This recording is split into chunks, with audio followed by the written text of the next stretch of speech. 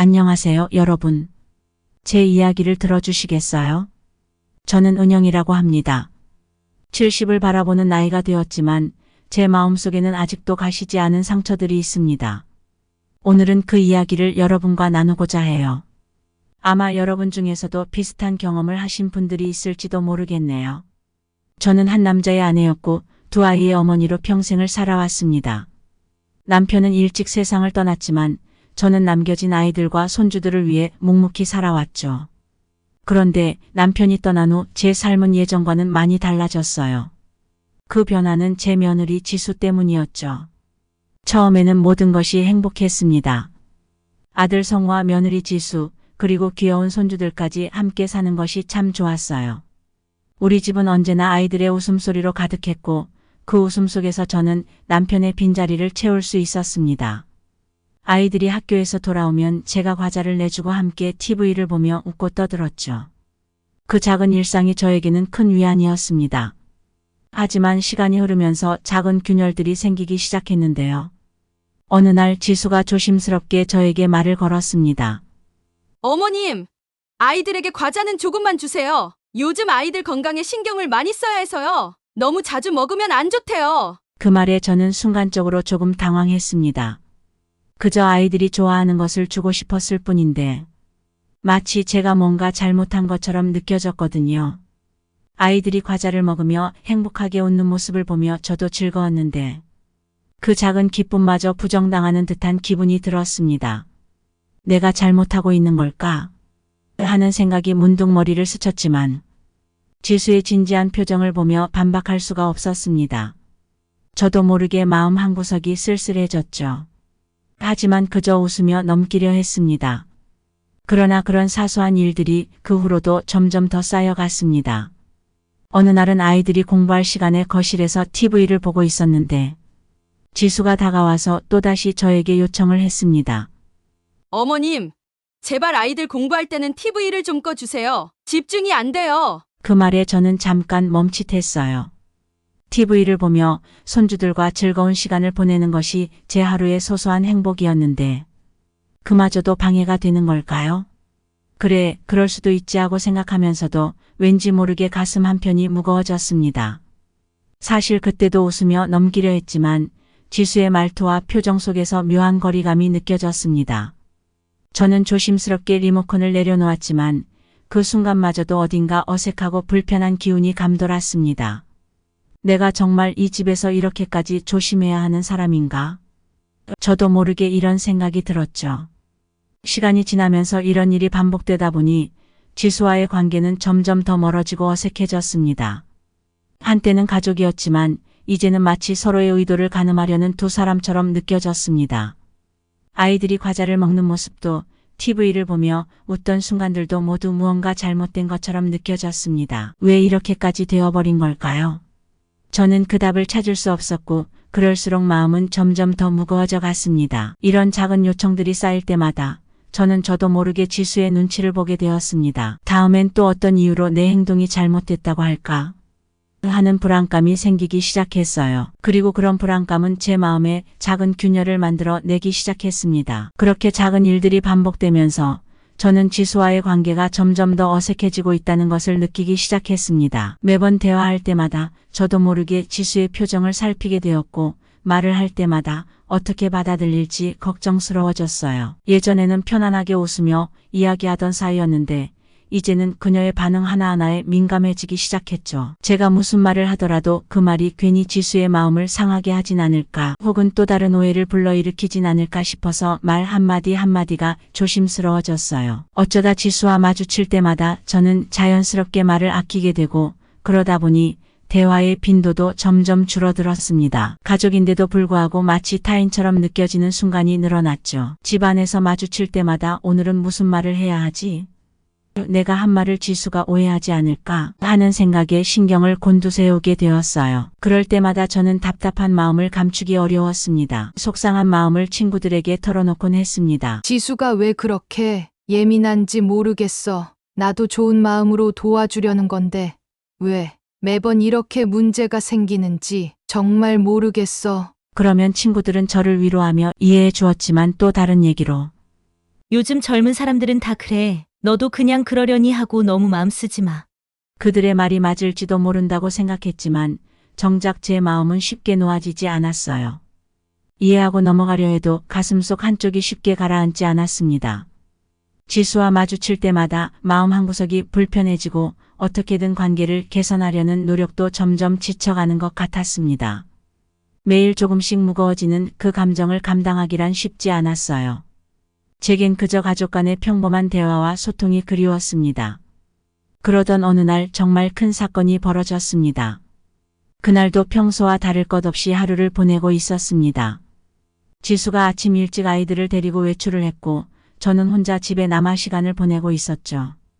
저는 그동안 미뤄둔 집안일을 하나둘 처리하다가 문득 지수의 방이 눈에 들어왔습니다. 지수도 바쁠 텐데 방 청소도 제대로 못했겠지.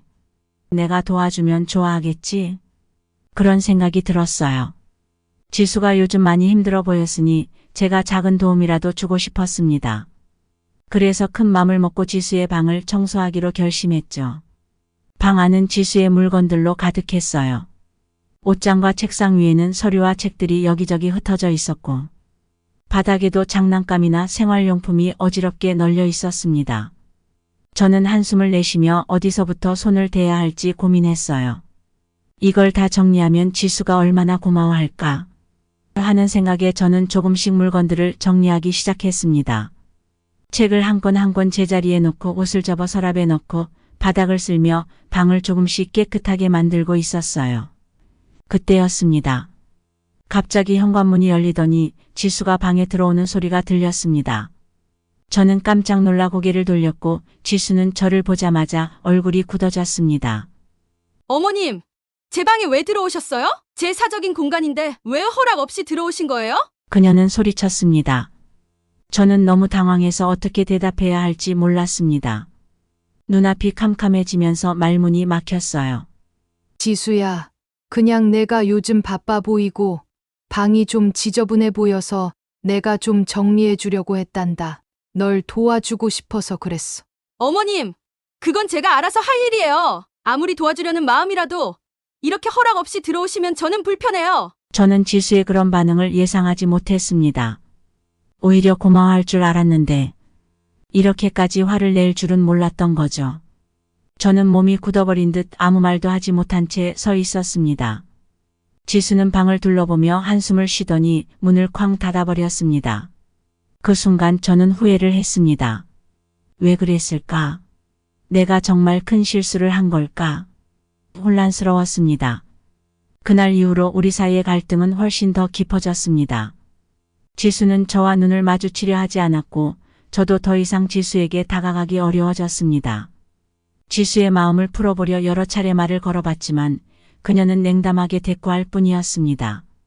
그렇게 한참을 불편한 마음으로 지내고 있는데 지수는 갑자기 이 집이 낡았다고 불평하면서 집을 팔고 새 집으로 이사 가자고 하더군요. 처음에는 단순히 새로움에 대한 갈망이겠거니 일시적인 불만 정도로 여겼지만 시간이 지나면서 그녀의 요구는 점점 더 강해졌습니다. 아들도 며느리의 의견에 점차 동조하는 모습이 보이기 시작했습니다. 어머니, 이 집은 너무 오래됐어요. 모든 것이 다 낡았고 시설도 불편하고요. 아이들의 교육을 생각해서라도 조금 더 좋은 환경으로 이사 가야 해요. 지수의 목소리에는 단호함이 배어 있었습니다. 마치 자신의 의견이 합리적이고 옳다는 확신에 차 있었고 이를 통해 제가 무언가를 깨닫기를 바라는 것 같았어요. 그 말이 제 귀에 닿는 순간 저는 마음 깊은 곳에서부터 찢어지는 듯한 고통을 느꼈습니다. 이 집은 단지 오래된 건물이 아니었습니다. 남편과 저의 이야기가 고스란히 담긴 공간이었어요. 우리의 결혼 생활의 첫날 밤 아이들이 태어나 자라던 순간들, 남편과 나눴던 웃음과 눈물. 모든 것이 이 집 안에 살아 숨쉬고 있었습니다. 저는 이 집을 떠나는 것이 단순한 이사 이상의 문제라는 것을 깨달았습니다. 그것은 제 삶의 중요한 부분을 잇는 것이었고 제가 지켜온 모든 것을 포기하는 것이었죠. 지수와 아들의 의견이 나름대로는 이해가 되기도 했지만 제 가슴 속에 쌓여가는 상처와 서운함은 쉽게 지워지지 않았습니다. 그날 밤 저는 정말 많은 생각을 했습니다. 어둠이 내린 방 안에서 홀로 앉아 머릿속에는 온갖 생각이 뒤엉켰습니다. 정말 내가 이 집에서 떠나야 할까? 아니면 끝까지 이곳을 지켜야 할까? 그 질문이 계속해서 맴돌았죠. 집안의 조용함이 오히려 제 혼란스러운 마음을 더 크게 만드는 것 같았습니다. 이곳은 제가 평생을 함께했던 남편과의 추억이 가득한 곳인데 이대로 포기하는 것이 맞는 걸까요? 아니면 가족의 행복을 위해 제가 희생해야 하는 걸까요? 마음은 점점 무거워졌고 머릿속은 갈등으로 가득 찼습니다. 하지만 한 가지는 분명했습니다. 이렇게 혼란스러운 상태로는 아무것도 해결할 수 없다는 것이었죠. 이대로 계속 갈 수는 없다고 느꼈습니다. 그러던 어느 날 저는 예상치 못한 순간에 그들의 대화를 우연히 엿듣게 되었습니다. 문틈 사이로 들려오는 아들과 지수의 목소리가 제 귀에 들어왔습니다. 어머니를 요양원에 모셔야 하지 않을까? 며느리의 낮고 단호한 목소리가 들렸고 아들은 잠시 망설이다가 조심스럽게 대답했습니다. 그래, 그게 우리 모두를 위한 길일지도 모르지. 며느리는 이어서 당신도 알잖아. 우리 아이들이 커가면서 더 많은 공간과 집중이 필요해. 어머니도 더 편안하고 안정된 환경에서 지내시는 게 좋을 거야. 요양원에서는 전문적인 돌봄도 받을 수 있고 어머니가 혼자 계시면서 외로워하지 않도록 다른 어르신들과도 교류할 수 있잖아. 그리고 우리도 더 이상 이렇게 계속 어머님을 모시고 사는 게 쉽지 않아. 솔직히 말해서 집안 분위기도 점점 경직되고 있고 아이들도 눈치를 보는 것 같아. 그래, 알았어. 어머니께 잘 말씀드리면 이해해 주실 거야. 우리가 어머니를 위한 최선의 결정을 하려는 것뿐이야. 그들의 말은 제 심장을 그대로 꿰뚫는 듯 했습니다. 그 순간 제 마음속에는 깊은 슬픔과 함께 뜨거운 분노가 불타올랐습니다. 그래, 내가 이렇게 당하고만 있을 순 없지. 내가 먼저 행동해야겠다. 결심이 서는 데는 오랜 시간이 걸리지 않았습니다. 그래서 저는 결단을 내렸습니다. 다음 날 아침 아들이 제게 다가왔습니다. 그의 얼굴은 어딘가 결심을 굳힌 듯한 표정이었죠. 어머니, 잠깐 이야기 좀 할 수 있을까요? 그 말에 저는 잠시 머뭇거리며 대답했습니다. 그래, 무슨 일이니? 아들은 잠시 망설이는 듯하더니 결국 어렵게 입을 열었습니다. 어머니, 사실 어머니를 요양원에 모시는 게 어떨까 해서요. 뭐라고? 내가 날 내쫓으려는 거니? 제가 놀라며 쏘아붙였습니다. 아니에요, 어머니. 아들은 다급히 말하며 진정시키려 했지만 그 목소리엔 이미 피할 수 없는 결단이 깃들어 있었습니다. 어머니의 건강을 위해서라고요. 저는 그의 말을 자르며 단호하게 말했습니다. 거짓말하지 마라. 어젯밤에 너희 대화를 다 들었다. 그 말에 아들의 얼굴이 순식간에 굳어졌습니다. 잠시 침묵이 흐르더니 그는 마침내 무겁게 입을 열었습니다. 그러면 어머니도 아시겠죠? 이게 우리 모두를 위한 최선의 선택이에요. 저는 그의 말을 되받아쳤습니다. 네가 정말 그렇게 생각하는 거니? 아들은 고개를 천천히 끄덕였습니다. 네, 어머니. 이제 우리 가족을 위해 결단을 내려주셨으면 해요. 그의 차가운 말에 저는 분노와 슬픔이 뒤섞인 목소리로 외쳤습니다. 네가 어떻게 그럴 수 있니? 내가 너희를 위해 평생을 바쳤는데. 그러나 아들은 냉정한 표정으로 대꾸했습니다. 어머니, 과거는 과거일 뿐이에요. 이제는 우리 가족의 미래를 생각해야 할 때예요. 저는 손을 떨며 힘겹게 입을 열었습니다. 그래, 알겠다. 네가 그렇게 원한다면 내가 나가주마. 아들은 당황한 듯한 얼굴로 서둘러 말했습니다. 어머니, 그게 아니라 더 이상 말하지 마라. 내가 알아서 할 테니 너희끼리 살아. 내 말대로 내가 결단을 내리마. 저는 차가운 목소리로 말했습니다. 아들은 놀란 눈으로 저를 바라보았습니다. 어머니, 무슨 뜻이세요? 저는 냉정하게 대답했습니다. 곧 알게 될 것이다. 내 머릿속은 이제 분명해졌습니다. 내 인생에서 가장 큰 결정을 내릴 때가 왔다는 것을 느꼈습니다.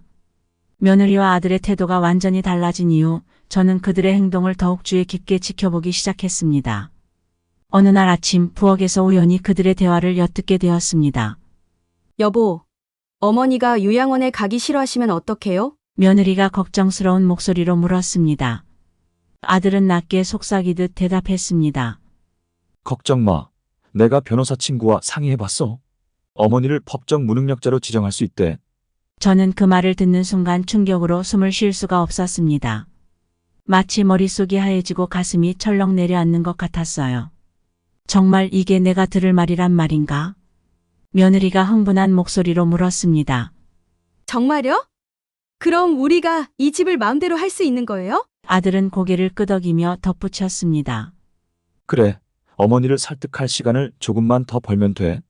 그들의 대화를 엿듣고 있던 저는 치밀어 오르는 분노와 절망감을 느꼈습니다. 이대로 당할 순 없어. 내가 이 집을, 내 삶을 이렇게 무너뜨리게 두지는 않을 거야. 그날 저녁 아들 내외를 불렀습니다. 나 너희들한테 할 말이 있다. 제 목소리는 떨리면서도 결연했습니다. 아들과 며느리는 갑작스러운 제 말에 긴장한 듯 저를 바라보았습니다.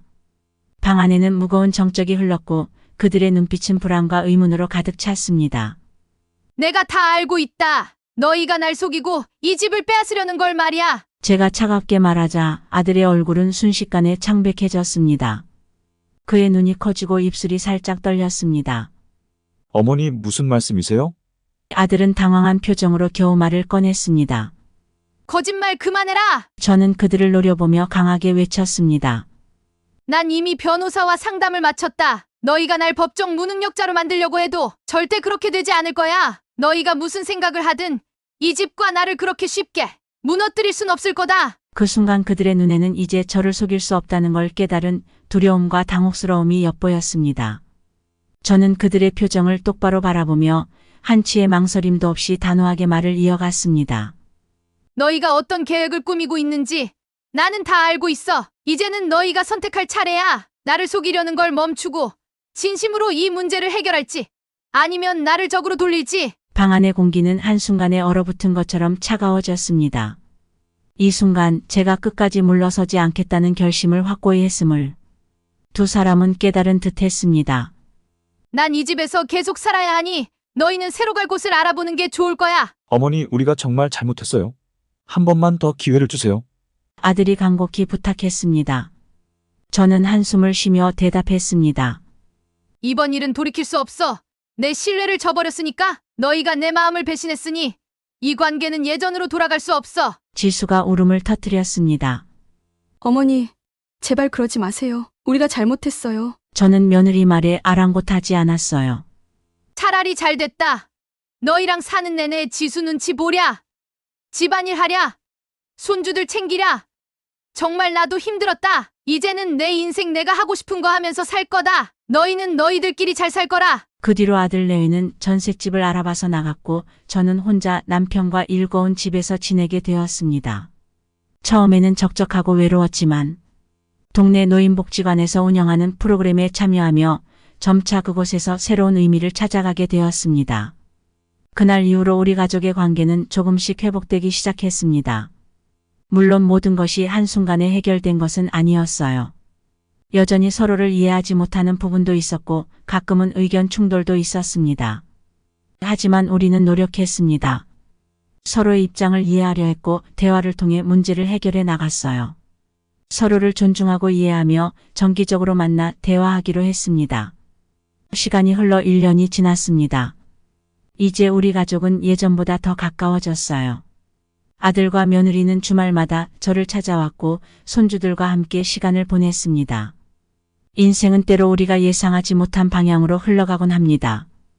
하지만 그 과정에서 우리는 아픔과 고통을 겪으며 그만큼 더 따뜻하고 깊이 있는 사람이 되어갑니다.